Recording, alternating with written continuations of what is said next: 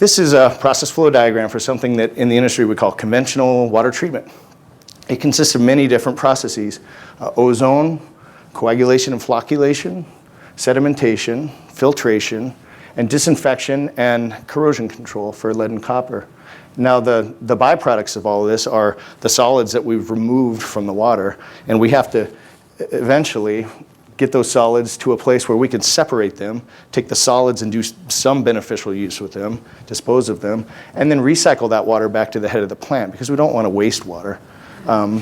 So what I'm going to do now is walk through each one of these treatment processes and give you just a little peek under the hood. And of course, I want to focus on all the exciting treatment stuff associated with these things. And I was talking to Andrew Nishihara, a young engineer on our design team, about this today, and I said, I'm really excited to kind of share what treatment really means for these folks that don't really quite know yet. And he said, Jude, they don't want to know about all this treatment stuff. They want to know, is it smelly?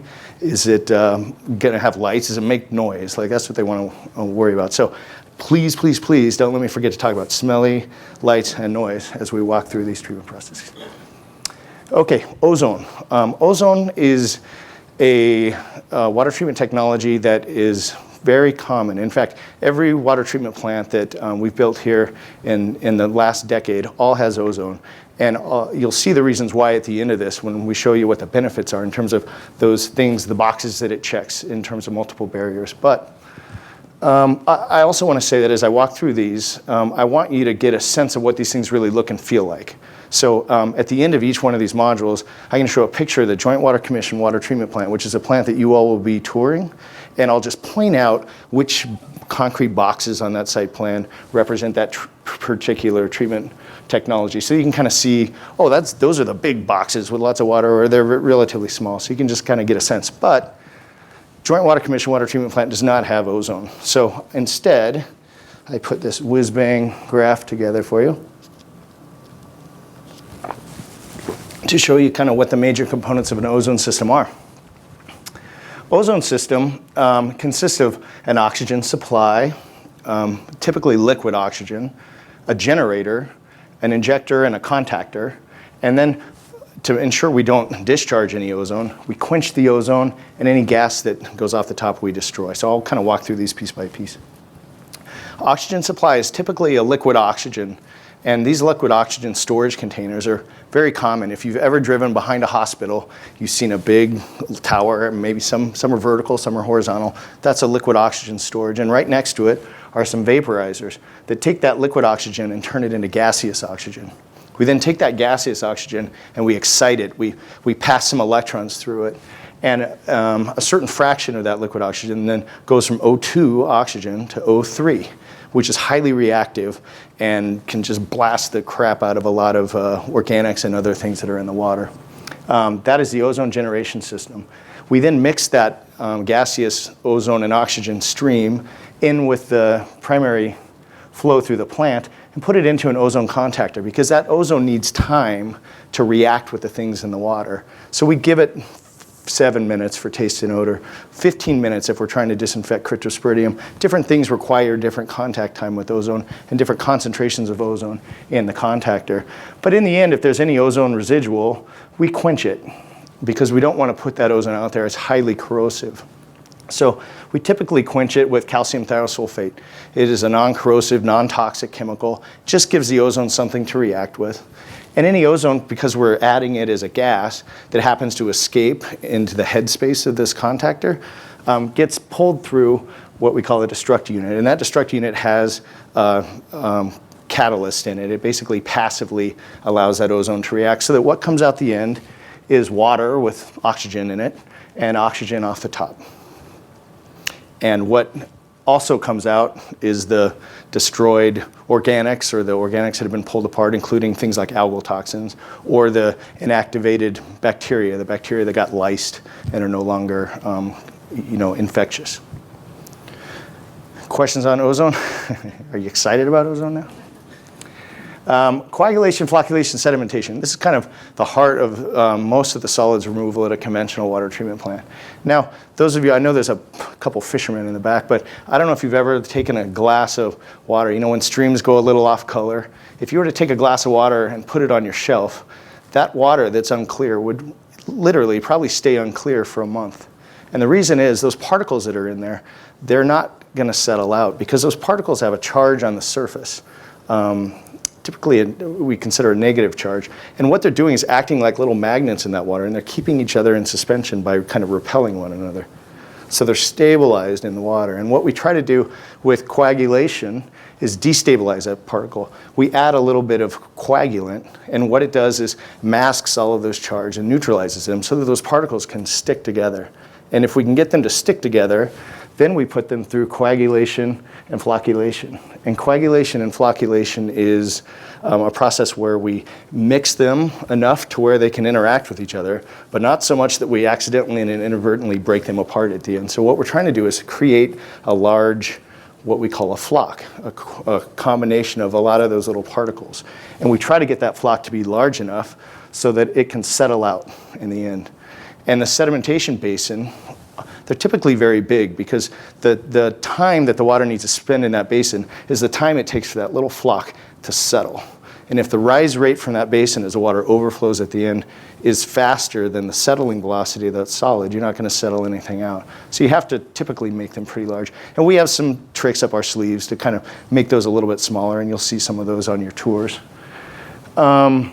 So chemicals for this, again, coagulant, we typically use something like alum. Alum is something, many, or at least my parents had in their spice cabinet, aluminum sulfate. There's other coagulants. And sometimes we use polymers to kind of help bridge things together. And polymers are long chain organic molecules that typically have a charge. Some of them are neutral, but some of them have a positive charge or negative charge. And that kind of helps bridge things and helps stick them together and makes them a little more heavy so that they settle out a little bit faster. I forgot ozone. Is it smelly? No. Does it make noise? No. Are there any lights involved? Not necessarily. For coagulation, flocculation, sedimentation, there are a few of those things. Now, again, this is a Joint Water Commission water treatment plant. This is outside of Hillsboro, Oregon. There's many components here. We just talked about, and again, it doesn't have ozone, but we talked about flocculation, sedimentation basins. Those are these big basins here on the edges. And what you see at the very beginning of them are these little, they're mixers basically that are mixing the water. That's the flocculation portion of this. And those mixers do have motors that sit on top of the concrete, and those motors make a little bit of noise. There are ways to mitigate that noise, but they do make some noise. The other thing at the tail end of these is some what we call launderers, but they're essentially big weirs, and water just kind of pours over those into the launderer. So you'll hear, just like a stream as water kind of cascades over rocks, you'll hear that kind of, it sounds like you're next to a little creek or something. The fall is only 6 inches or 9 inches. It's not incredibly loud, but a little bit of noise there. Lighting. We need to do maintenance on this equipment. And in order to do maintenance at night, when things typically go wrong, if you ask plant operators, there needs to be lights there. Those lights don't need to be on all the time. But as you're going out there to do maintenance, you need to have the ability to get out there and maintain them. These days, we typically make them motion sensor. So as you walk out there, the lights kind of go on, and the lights behind you turn off so that you kind of minimize the light pollution. But at older plants like the Joint Water Commission water treatment plant, it may just be a switch that lights up the whole thing. We'll have to kind of ask questions about that as we go out to the Joint Water plant. Questions on this? Coagulation, flocculation? Yes, sir. Not on that, but just on that particular facility, Mm-hmm. how much water can it produce a day, that size facility? This aerial photograph was taken when this plant could produce 75 million gallons a day. It's about half the size of the Bull Run water treatment plant. When we go out there, you'll see there's actually been some construction. They've built some more filters. They're trying to make this plant a little more seismically resilient. You can see this plant. I said there's a bunch of different flock sed basins. You see these little short, fat ones. And then later, as an industry, we kind of learned, it works a lot better if you make them kind of long and skinny. So as the plant expanded, they changed the configuration of those basins. You'll see more basins. You'll see more of these plate settlers, we call them, to help push more water through those. And the plant that you'll tour is an 85 million gallon a day water treatment plant. Yes, sir. I think your chart said that the flocculated the material that settles out then gets disposed of. Correct. So for a plant the size of what we're estimating this would be, what's the You're gonna ask me how many weekly pounds per day. volume and what happens to it? Great question. There is a module here to talk about solids and how we might deal with them at the Bull Run. This treatment plant has a kind of old school way of dealing with solids that we'll talk about during that module. Do you mind if I defer that and then I'll come back to you? Don't let me forget and I'll answer your questions. Any other questions on this? Yes? No? No? No? Dean? No? Okay, no? Yeah. I was wondering about contamination. Is the sediments, is it have to be disposed at In a like? toxic landfill or something? Yeah, or Yeah. that, or is No. it just? It's largely silt from the river with little aluminum sulfate in it. So it's, if you were to look at it, it would look like clay.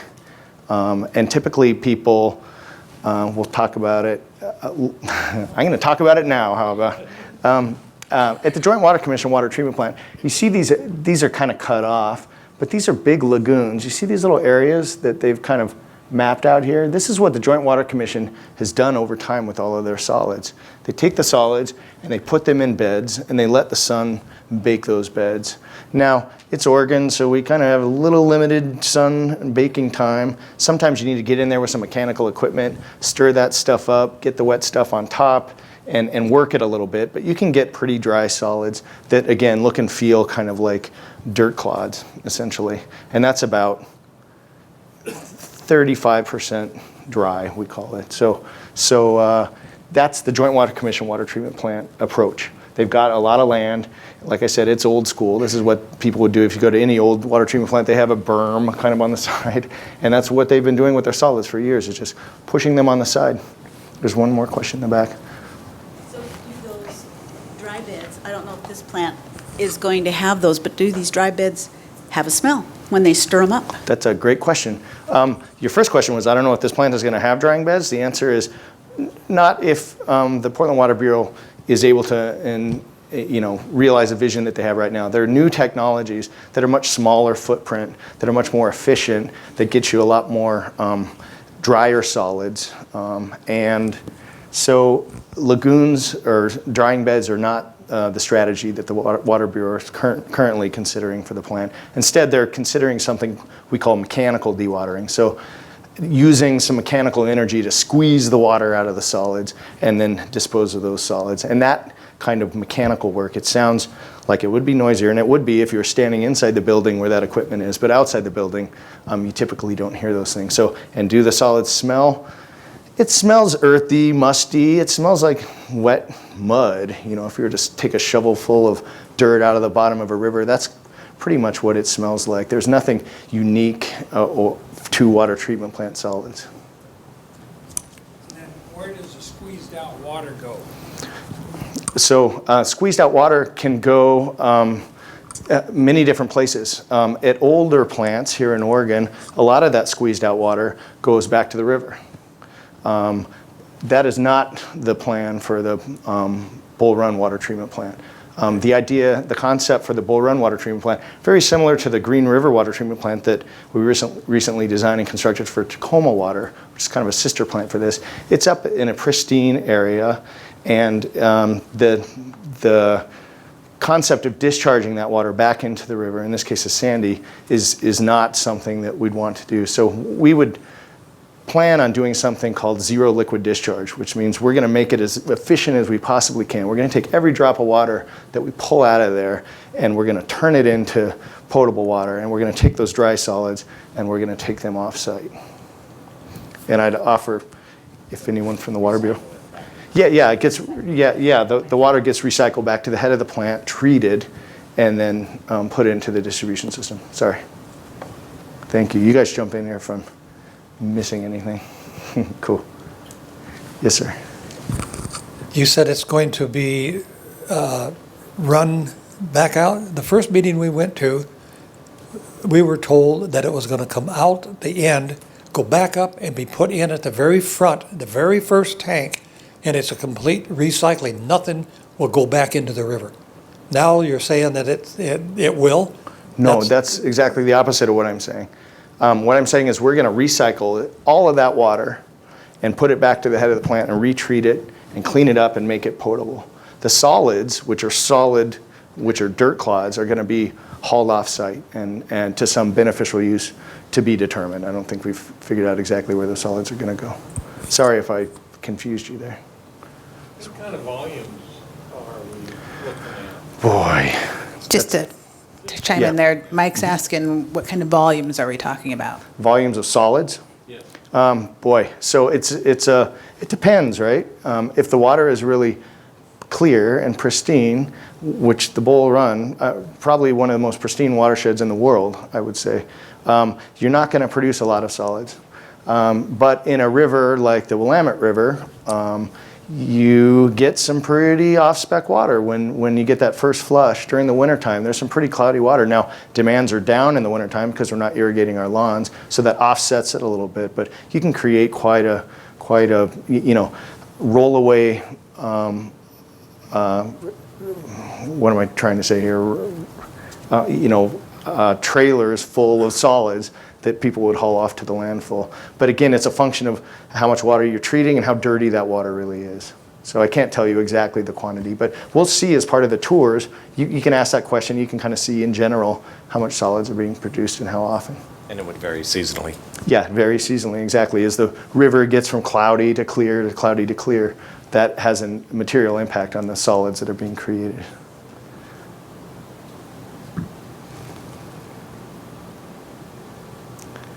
Questions on any other questions on solids? Any other questions on flocculation sedimentation basins? Flock sed basins are primarily where most of the solids are removed. So those solids settle to the bottom and we pipe them off to other facilities where we thicken them. And you'll see those facilities when we tour the Joint Water Commission water treatment plant.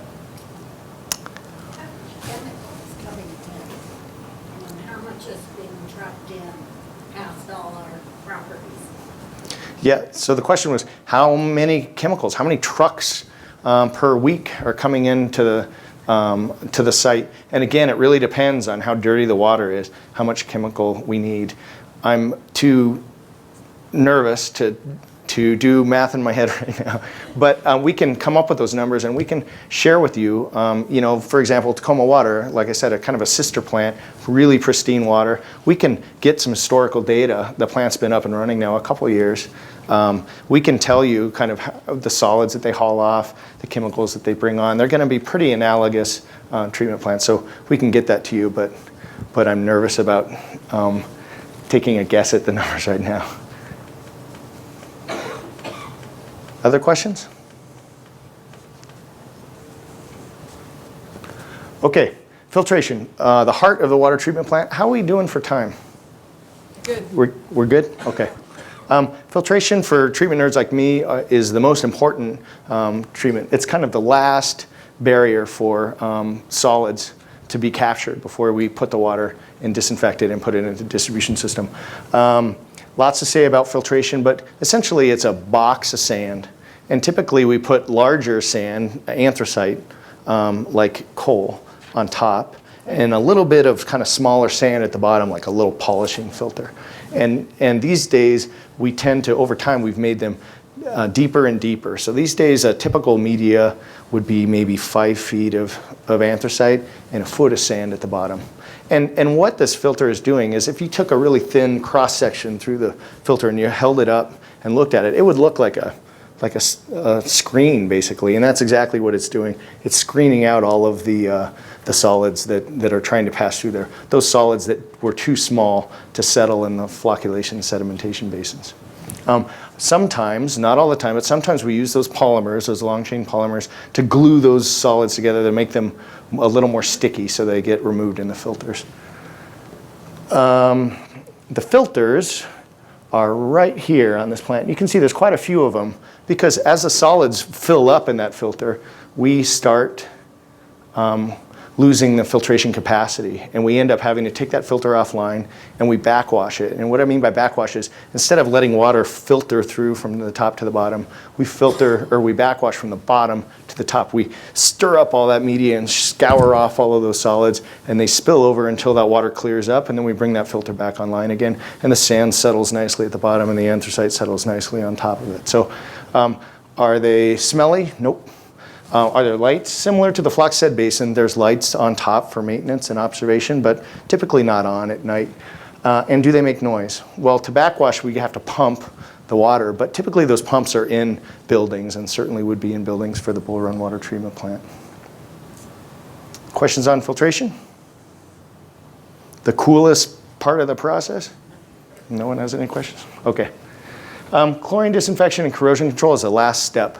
Chlorine disinfection in this case is kind of the final barrier for pathogens through the system, and typically chlorine is added just like you would get chlorine bleach. Your bleach in your house is sodium hypochlorite is about 6%. What we do typically at water treatment plants is we buy it a little more concentrated, like 12%. The reason they sell it at 6% is because if you held on to the 12% bleach for too long, it would just naturally decay down to 6%, just like the bleach on the store shelves. So pretty common. And then the chemicals for corrosion control. And again, corrosion control is about modifying the pH, or the acidity of the water, and modifying the ability of that water to resist changes in pH. We call it alkalinity. And for that, we use carbon dioxide and soda ash. Well, soda ash is very common. They call it, yeah, it's sodium carbonate, essentially. You can make it by putting baking soda in your oven. You can buy it at the grocery store if you want to make your own detergents or whatnot. It's pretty common chemical. And carbon dioxide, is what trees need to breathe. The clear wells, where all of this happens, a big water holding basin, they're typically, because water flows through a plant by gravity, they're typically about at grade. And you'll see at the Joint Water Commission and the Willamette River Water Treatment Plant, these are basins that are buried underground. You don't see them. Sometimes there's a little pump station on top because they have pumps that are dangling into them to backwash the filters and other things. But it's really just the pump station that you see. Everything else is underground. And finally, solids, everybody's favorite topic. Oh yeah, does the clear well smell? Are there lights? Does it make any noise? The answer is no. The only potential noise is from the pumps. And again, we can attenuate. And you'll see that like at the Willamette River Water Treatment Plant in Wilsonville. You'll see kind of the sound attenuation on the walls there that keep the sound from, in fact, you can stand in there and hear all the sound and walk outside in the park and you don't hear anything. So we do have acoustical engineers that can help us mitigate those sounds. Yes, sir? Do you have fan motors or fans Yes, that sir. make noise outside? Yeah. That will always be there? There are HVAC and air handling units and whatnot. What we've done typically these days, historically we'd put them on top of buildings and they would squeak and make lots of noise. They're also harder to maintain up there. So these days we try to put them inside buildings so that we don't create those kinds of noises. Well, I read an article on where they would, if they have a series of fans, they run them at different pitches or angles, and then it reduces the resonance of it, and so it reduces, I guess you'd say, the noise volume of the facility. Is there any truth to that, or? Boy, there are acoustical engineers that do just that, and they put in dampeners to ensure those where the inlets come in, that no noise escapes there. That I'm a water nerd, so I can't really comment on that, but it sounds like a clever idea. Solids, we already talked about the lagoons out here. And finally, these are kind of the multiple barriers. So here are all of the treatment processes we talked about, and here's the boxes that they check. And if you look across the boxes, you'll see that our goal is to create at least 2 of those red dots, which shows that they're effective at those things, at least 2 of those in each one of those. So again, creating a multiple barrier approach for water treatment. Okay, moving on.